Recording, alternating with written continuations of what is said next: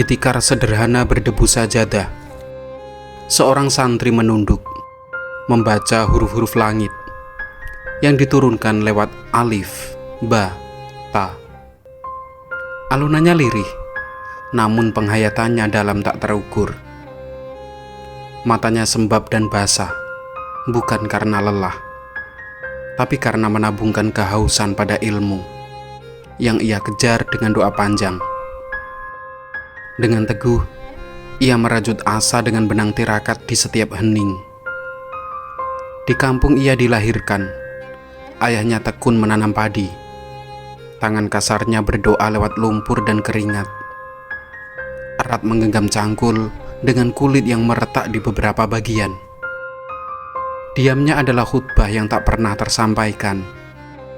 Peluhnya adalah kitab yang tak pernah tertuliskan.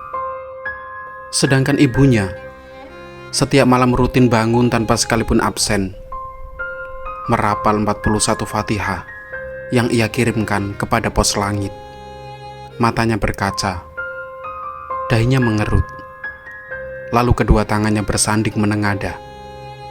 Bisik-bisik harapan mulai tersampaikan dengan nada terbata-bata. Mulutnya tak pernah bosan mengirim pesan kepada Tuhan agar putranya betah dan baik-baik saja di pesantren. Ibu, di tikar sajadahmu kau menyebut namaku, mungkin tanpa air mata yang terlihat. Namun aku tahu ada sungai rindu yang mengalir di matamu. Kau biarkan aku jauh. Kau relakan pelukanmu kosong hanya demi sebuah mimpi. Anakmu pulang bukan sekadar membawa tubuh, tapi juga cahaya yang akan menerangi kampung halaman.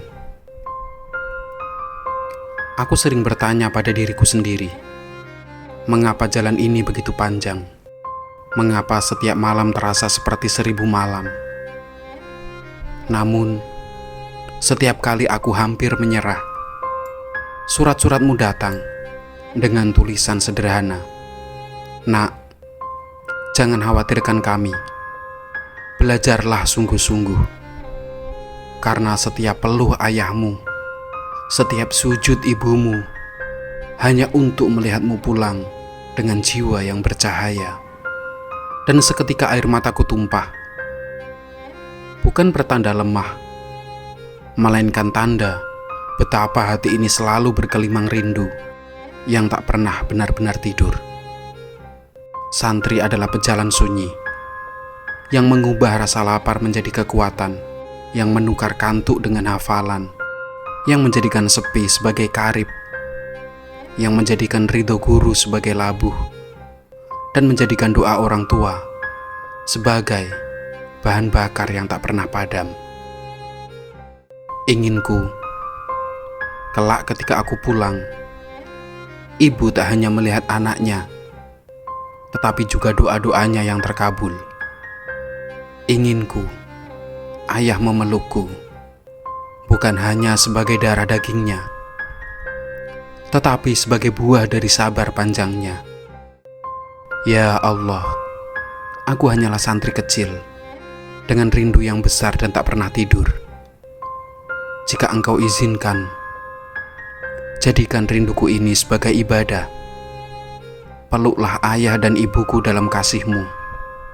Kuatkan mereka sebagaimana Engkau menguatkanku. Dan kelak, ketika Engkau pertemukan kami kembali, jadikan pertemuan itu bukan sekadar temu, melainkan perayaan doa yang Engkau ijabah. Dan malam pun kembali sunyi.